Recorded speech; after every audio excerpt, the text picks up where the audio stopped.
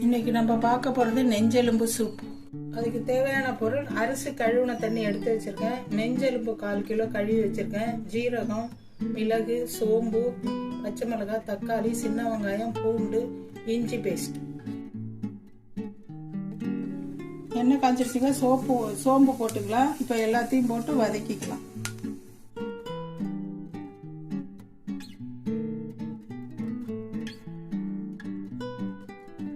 கூட மஞ்சத்தூளும் போட்டிருக்காங்க. இப்போ அரிசி கழுவின தண்ணியை போட்டு நம்ம வேக விடலாம்.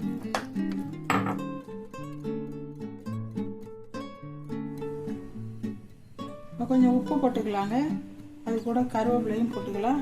இன்னும் ஒரு 5 நிமிஷம் கழிச்சு இறக்கிக்கலாம். பாருங்க, சூப்பர் ரெடி ஆயிடுச்சு. நம்ம இறக்கிக்கலாம். கொஞ்சம் மிளகுத்தூள் போட்டுக்கிறேன் லாஸ்டா. இதோ பாருங்க ரெடி. உங்க வீட்லயும் செய்து பார்த்துட்டு எப்படி இருந்ததுன்னு சொல்லுங்க.